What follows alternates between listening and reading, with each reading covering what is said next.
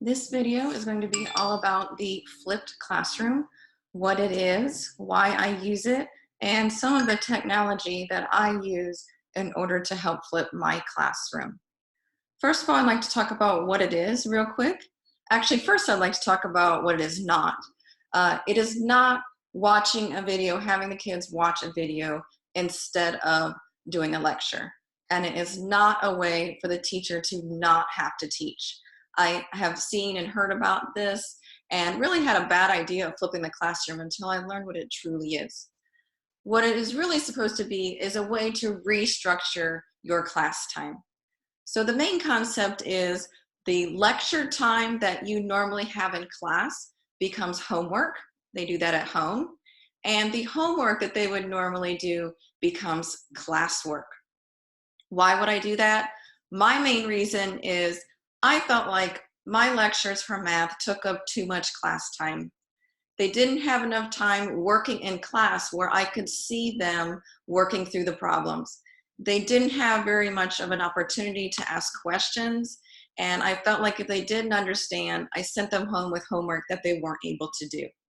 So when I flip and I put the lecture at home, then now their homework is done in class and I can see what they're doing, what they're struggling with, and help them through the issues that they're having. What I would like to do is show you how to flip the classroom using Edpuzzle and using YouTube. So what I'd like to do is first mirror or share my screen with you.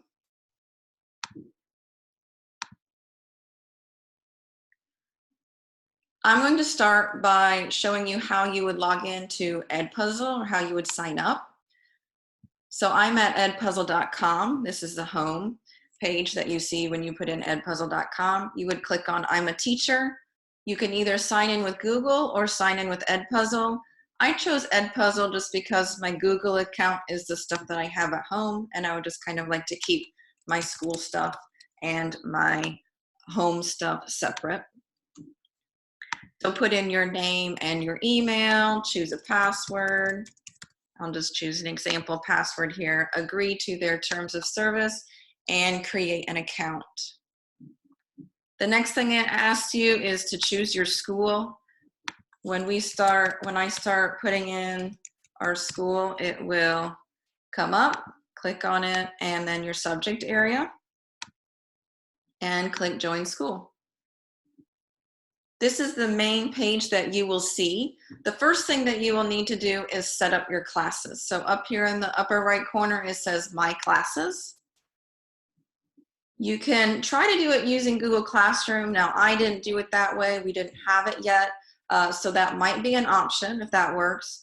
Or you would click Add New Class, name your class, give a description if you want. And I choose Classic for my class type. Oops.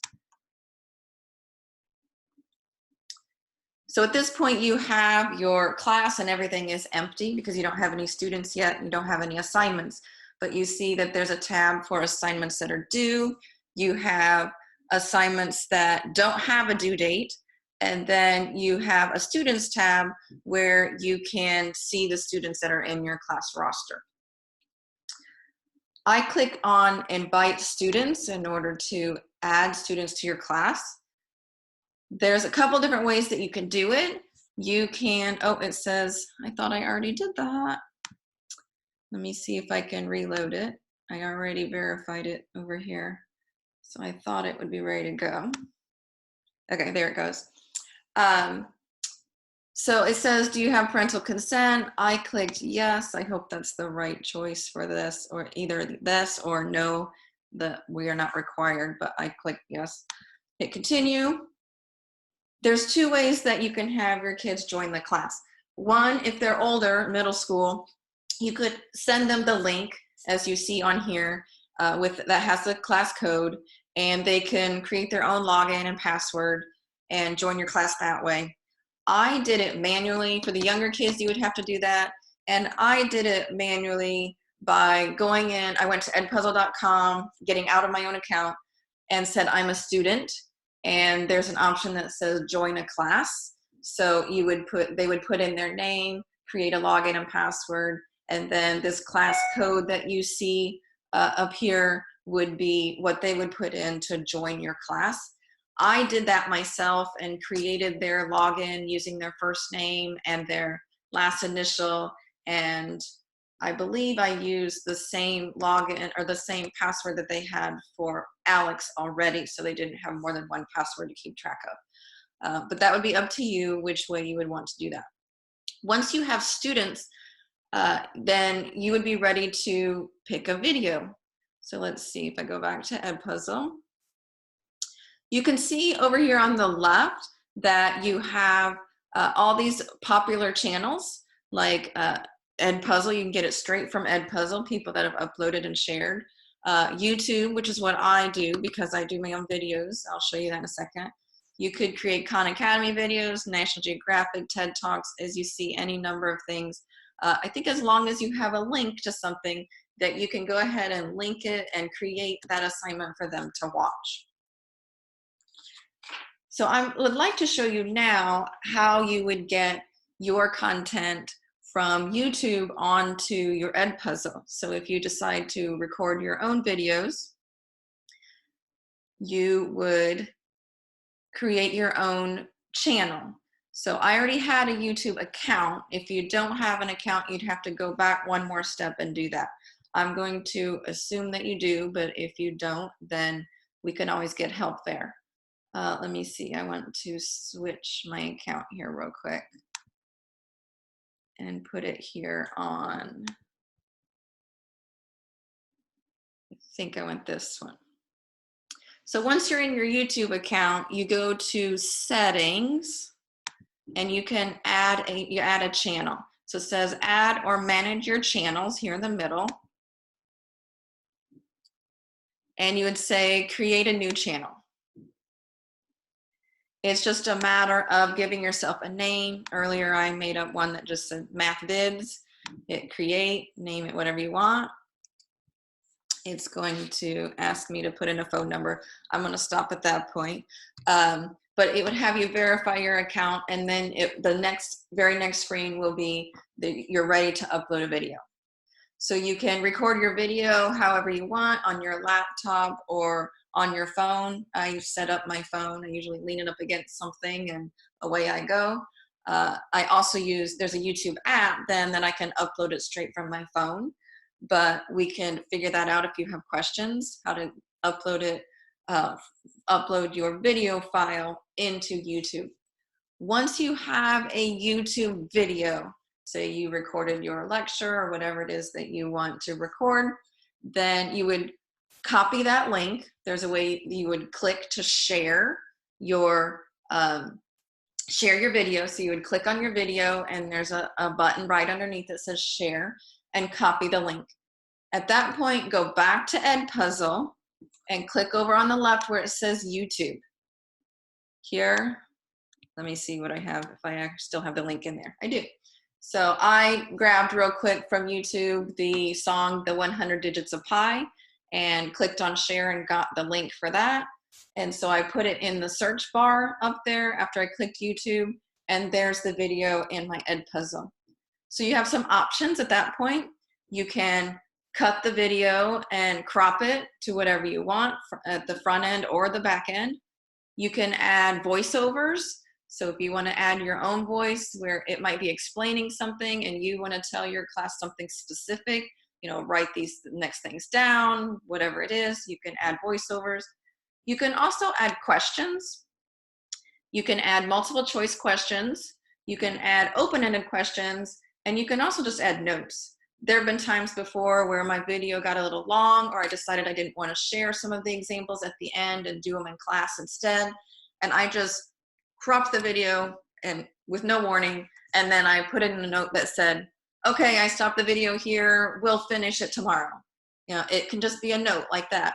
Or it can be a question just to make sure that they're listening. I'll pop those in there sometimes where it'll be moving along, maybe 2 minutes into the video, up pops your question, and maybe you just gave a definition and you ask them, give me the definition for equation, whatever it is that you just said. And I always do it right there after. so that if they don't know, there will be a choice for them to say rewatch. And I think it goes back about 30 seconds or a minute for them to rewatch it. Oh, there's the definition. And they type it in, hit continue, and keep right on going. So it's a really cool assessment to see if they're actually listening and sitting in front of the computer and paying attention. So that's a really nice thing that they added. When you're all done, you would click finish. And you get down to the bottom and you can see where it says on the bottom right, it says assign, edit, duplicate, delete. If you're ready to assign it, then you would click assign. On mine or on yours, after you have it set up, I have 4 classes set up. So you would just click on which one you want to share it with. Over here, you have your start date and your due date. So it doesn't even have to start that day or be posted that day. If you get it already at the beginning of the week and you don't want to have it be posted till Wednesday, you can say start Wednesday, due Thursday. I like this option a lot, the prevent skipping toggle. I always have it on. They cannot skip forward to do the notes and then say that they're done. They have to watch the whole thing. And you can also turn on closed captioning, which is nice. So that's how you would assign it to a class. That's how you would get into YouTube and do that. But again, you don't have to use YouTube and create your own. There were some choices in there where maybe you want to, do a Discovery Ed video or National Geographic or something like that, just to introduce them to it. And then maybe put a comment at the end or a question that says, hey, give me just a real quick think. What do you think of this video? And then you come in the next day and you've got an introduction already that you don't have to spend in class, which is really great. The last thing that I want to talk about, which has to do with flipped classroom, but it's not Edpuzzle on YouTube, and it's called Seesaw. And I guess the website, it says web.seesaw.me. I just Googled Seesaw, it'll come right up, or Seesaw app. You can sign up for free. It's just a matter of putting in, very similar to the Edpuzzle, you're putting in your name. I think it does ask you for your school. And that's pretty much it, kind of like what we did with the Edpuzzle. It logged me out. I thought I was already logged in. There we go. Okay, so this is what my dashboard looks like. I just kind of wanted to give you an overview of what it looks like and what you can do in it. If you have any questions on how to create your classroom, add students, etc., let me know, and I can definitely go through that with you. But I have 2 classes set up. I just did a 6th grade and a 7th grade, and both homerooms are in there together. And it has a place where you can add activities. Right now, you can see what I have in here. So today, their way of doing a test for digital learning is going to be a 2-part test. They're actually going to complete 10 questions, math problems, and find a way to send a picture or scan it and email it back to me, fingers crossed. And then the second part, to kind of give a formative assessment and really see that they get it, since they're taking the test at home and I can't really see what's happening at that point. I'm having them record them solving some of the problems from the assessment, from the test, the 10 questions. So I said, not real long, 2 to 4 minutes. I already had one class do an assignment where it was 1 to 2 minutes explaining one question. That's it. Just so I can see that they're explaining it themselves. That way, even if they get help from someone at home, a sibling, a parent, whatever, on their assessment, they still need to understand it well enough to explain it to me in just a couple minutes. So that has worked so far. I've done this in the classroom as well with 7th grade, and they love doing it because they can do it. I had them do it with partners once. They think it's fun and a good time to record themselves. And then the really cool thing is you have different settings in this, and you can assign the activity and do, let me see if you can see this, where it says students can see each other's work. You can have that be on or off. So when they were sharing and doing one problem in class, the 7th grade, I left that sharing on. And then I said, okay, when you're done recording, go watch someone else's explanation and give a comment. So I think, let me see if you can see those in the journal here. It shows up in what's called a journal. Let me get the 7th grade. They already have some. So let's say I go down to my student here, and here's my assignment, the homework page 295, explain a question. And I posted the activity, and then they did a 1 or 2 minute thing. You can see her little whiteboard here, and I gave them a comment. And then here's one other person that gave a comment. He just said, great job, but that's okay. So they can comment on each other's. But you see down here where it says 2 unapproved posts, that means that they can't post anything they want and it goes on. They can post anything they want, but it comes to me first, comes to the teacher first, and then I have to approve it. So right now it looks like 2 kids so far have done the thing that I asked with the test questions. I will not approve those posts until everybody's turned them in, or I'll turn that toggle off that says don't share, because in this case, I don't want them to see each other's explanations on their assessment. So those are sitting there waiting for me to approve, to review and approve. So there's also a little bank of activities that you can look for if you want to add a new activity. So it says post student work, assign activity, or send announcement. And it can be, take a picture of something. It can be do a video of something. I think there's a way that you can get a link or add documents. There's several different things. It doesn't just have to be a video. But they also have, see where it says browse the community library. So you also have resources there that you don't have to create your own, but it's super easy to create your own. You just click create new activity and type in whatever you want for the activity.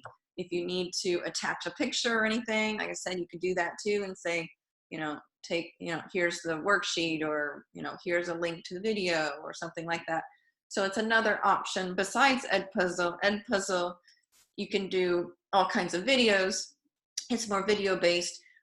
Seesaw, you can also do videos, but you can do some other things as well. So I will let you kind of look through there and play around with it. But I looked at the library just a little bit, and there's some activities in there, and it's all grades from little way up. If you Google some videos on using Seesaw, there's some cute ones in there where it's kids just hold up the iPad and they read their work, or they take a picture of their work, and then it goes in the journal, and the kids can all see each other's work, whether, if it's a drawing for science, or a table, or some of them did like counters in math, and they showed the addition or the subtraction in just a real short video and then post it to their journal.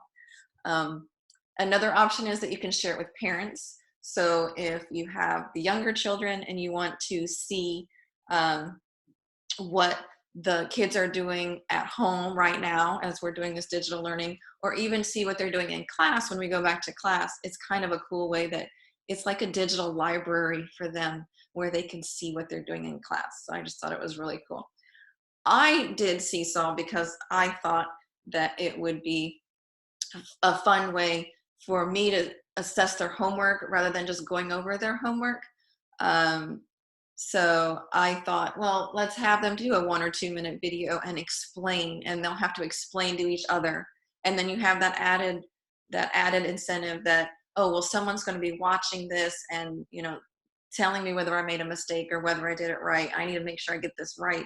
And they always say the Bloom's taxonomy, when you can explain it yourself, right, that you are higher up in your understanding. So let's see, stop share. I think that brings it back to me, but it's still recording. Good. I think that covers everything. I know that's quite a while, and a lot of stuff to process.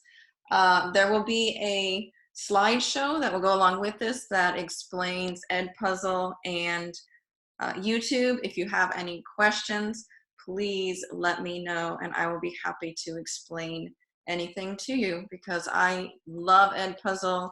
I use it all the time, and I really love being able to have them listen at home, come in, and be ready to practice. And I just really value that time where I can see what they're struggling with and I can be there to help them.